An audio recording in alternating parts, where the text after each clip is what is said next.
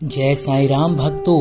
दुनिया के सबसे बड़े YouTube चैनल साईं जीवन माला में आप सभी का बहुत बहुत स्वागत है। हर दिन की भांति हम लेकर आए हैं शिरडी वाले साईं बाबा की एक सत्य घटना पर आधारित कहानी, जिसमें हम आपको बताएंगे कि आखिर क्यों साईं बाबा को अपने भक्त की गवाही के लिए होना पड़ा कोर्ट में हाजिर। आखिर किसके कारण होना पड़ा साईं बाबा को कोर्ट में हाजिर, और उसके बाद उस जज का आखिर हुआ क्या। तो चलिए भक्तों, शुरू करने से पहले अगर आप सभी इस चैनल पे नए हैं तो चैनल को सब्सक्राइब करके नोटिफिकेशन बेल को ऑन जरूर करें। साथ ही अगर आप भी साईं भक्त हैं, बाबा को मानते हैं, तो कमेंट बॉक्स में ओम साईं राम जरूर बोलें। भक्तों, आज से 45 साल पुरानी बात है। दरअसल शिरडी में एक संत हुआ करते थे जो कि हर दिन साईं बाबा की द्वारका माई में जाते और बाबा की द्वारका माई में जाने के बाद बाबा के धुनी की उदी को माथे में लगाकर वापस आ जाते थे। किंतु वो कभी भी बाबा के समाधि मंदिर में नहीं जाया करते थे, बाहर से ही वापस आ जाते थे।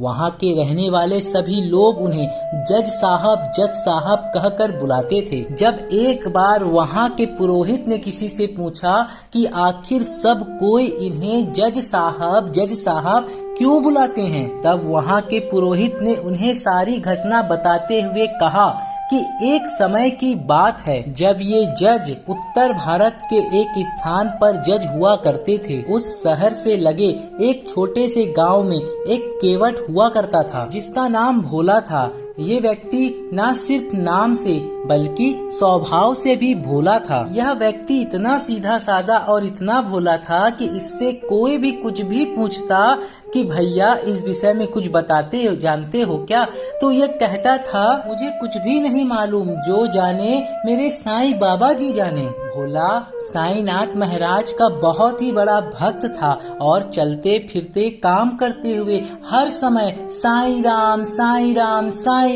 जपा करता था, और जो भी उसके सामने से निकलता उसे हाथ जोड़कर साईं राम कहा करता था। उस भोला के एक लड़की और एक लड़का था, और जब उसकी एक लड़की की शादी की आयु हुई तो उसके लड़कों ने उससे कहा कि पिताश्री क्यों ना बहन की शादी के लिए यहाँ के साहूकार से कुछ कर्ज लेकर हम बहन की धूमधाम से शादी कर देते हैं, और फिर हम खेती किसानी का काम करके कुछ समय बाद साहूकार के पैसे को ब्याज सहित लौटा देंगे।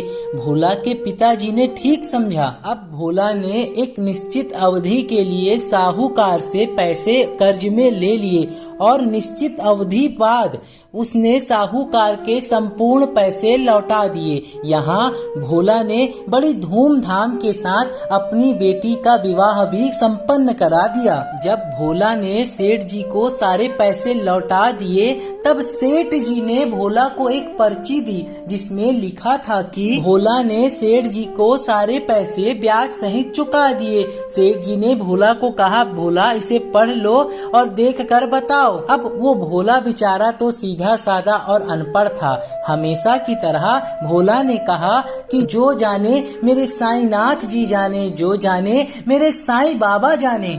यह सभी सुनकर उस सेठ के मन में लालच आ गया और उसने भोला से कहा, भोला जरा मेरे लिए एक गिलास पानी तो ले आओ। जब भोला पानी लेने गया तो उस सेठ ने उस पर्ची को दूसरी पर्ची से बदल दिया जिसमें लिखा था कि भोला ने अभी तक साहूकार के पूरे पैसे नहीं चुकाए हैं। कुछ समय बाद सेठ जी ने भोला के खिलाफ कोर्ट में केस दर्ज कर दिया।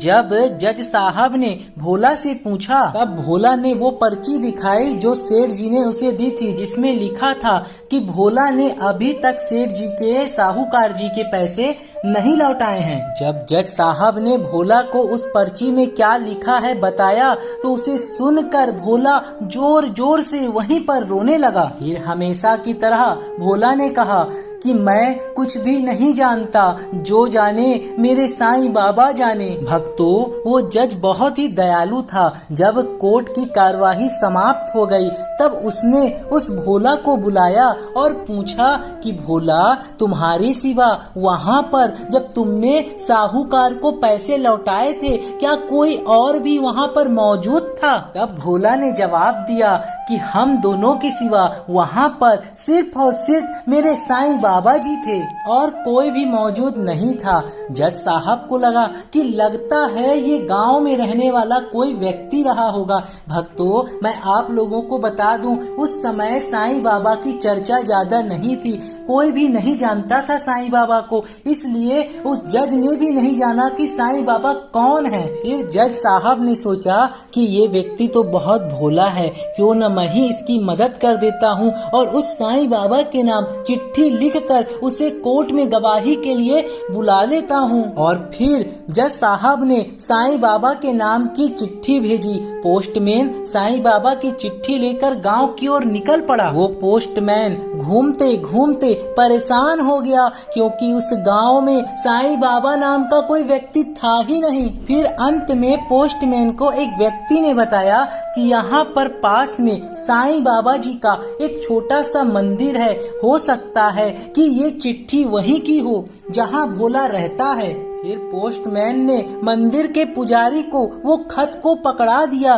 जब पंडित ने वो चिट्ठी को खोली और देखा और बोला कि बाबा, जब आपने इस चिट्ठी को मंगवा ही ली है तो मैं इसे रख लेता हूँ। और फिर उस पंडित ने पोस्टमैन से चिट्ठी लेकर हस्ताक्षर कर दिया और उस चिट्ठी को बाबा के चरणों में रख दिया। और पंडित जी ने भावुक होकर बाबा जी से प्रार्थना की कि हे साईं बाबा, आपके सिवा इस भोला का इस संसार में कोई भी नहीं है, अब आपको ही करना है जो कुछ करना है। और जब अदालत में कोर्ट में गवाही की तारीख नजदीक आई तब उस पंडित ने उस भोला को समय से पहले ही शहर भेज दिया ताकि वो समय से पहले कोर्ट में हाजिर हो जाए। और फिर उस दिन प्रातः जल्दी उठकर पंडित ने साईं बाबा को वस्त्र अर्पण कर जल्दी जल्दी तैयार कर दिया और फिर बाबा की आरती करने से पहले वस्त्र पहनाकर बोला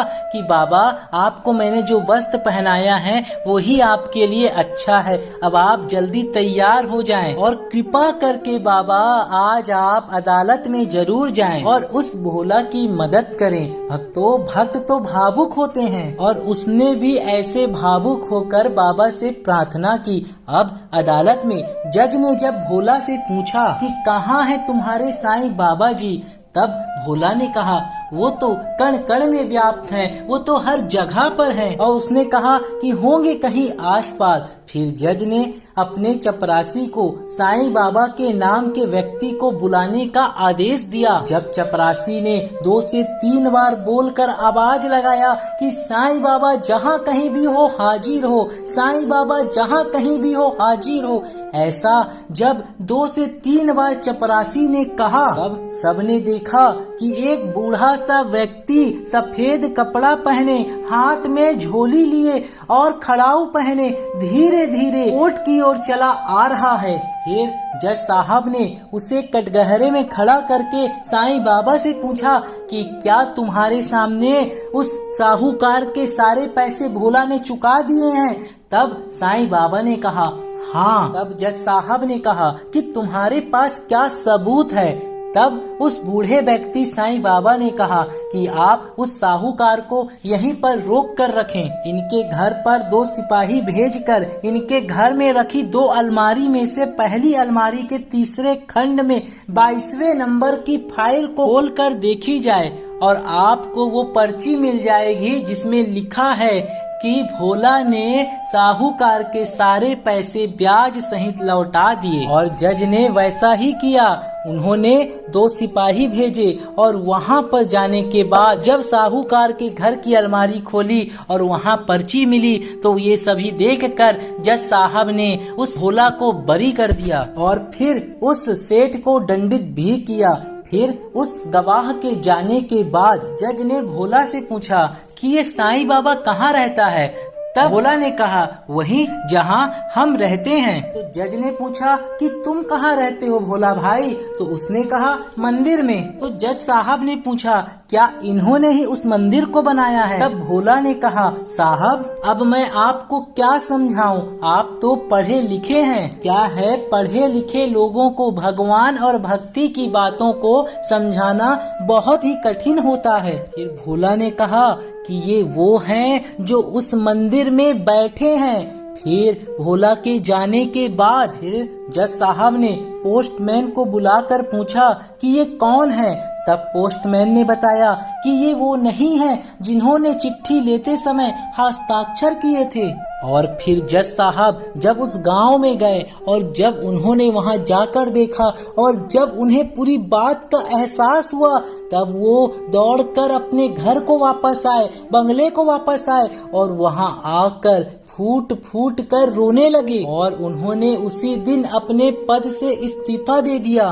तब लोगों ने उन्हें बताया कि ये तो आपके लिए खुशी की बात थी कि आपको शिरडी वाले साईं बाबा के दर्शन हो गए, आप रो क्यों रहे हैं? तब उन्होंने कहा कि जिसकी अदालत में हर कोई को एक दिन खड़ा होना है, वो खुद आज मेरी अदालत में थे। मुझे बिल्कुल भी नहीं पता था कि ये शिरडी वाले साईं बाबा थे। मैंने थोड़ा बहुत इनके किस्से सुने थे, इनके चमत्कार सुने थे, लेकिन मुझे बिल्कुल भी अंदाजा नहीं था कि आज साक्षात शिरडी के साईनाथ महाराज मेरी अदालत में आएंगे। और तो और वो खड़े थे और मैं उनके सामने बैठा हुआ था। ऐसा कहकर वो जोर जोर से रोने लगे। फिर वो जज साहब अपने पूरे पद से इस्तीफा देकर शिरडी के साईं धाम में आकर रहने लगे और फिर साधु और संत का जैसा जीवन बिताने लगे। वो हमेशा साईं बाबा की द्वारका माई में जाते और बाबा की विभूति को लगाकर वहां से वापस लौट जाते और वो अक्सर खड़े रहते थे। उनका कहना था कि बाबा के आगमन पर जब वो खड़े थे तो मैं बैठा हुआ था, इसलिए मैं खड़ा ही ठीक हूँ। उनका यह भी कहना था कि मैं किस मुंह से बाबा के दरबार के अंदर जाऊं, इसलिए मैं बाहर से ही आ जाता हूं। तो भक्तों, साईं बाबा की ऐसी सत्य घटना का टारगेट हमने 1 लाख लाइक रखा है और हमें पता है कि आप भक्तों की कृपा से ये 1 दिन में ही पूरा हो जाएगा, क्योंकि आप इस पर सोचेंगे नहीं, सिर्फ साईं बाबा का नाम लेकर आप लाइक बटन को दबा देंगे। और तो और कमेंट बॉक्स में आप सभी यह जरूर लिखेंगे कि जो जाने साईं बाबा जाने। और अगर आप बाबा से प्यार करते हैं, साईं बाबा को मानते हैं, बाबा के आपके चमत्कार के किस्से हैं, आपके साथ भी बाबा ने दिखाए हैं अनोखा चमत्कार, तो आप ज्यादा से ज्यादा इस वीडियो को शेयर करें कि हर घर में साईं आए और हर घर में बाबा की लीला जगे और सभी भक्तों का बाबा भला करे। क्योंकि बाबा ने कहा था, कौन छुएगा उसकी परछाई, जिसको बचाने वाला शिरडी का साईं, शिरडी का साईं, शिरडी का साईं। ओम साईं राम।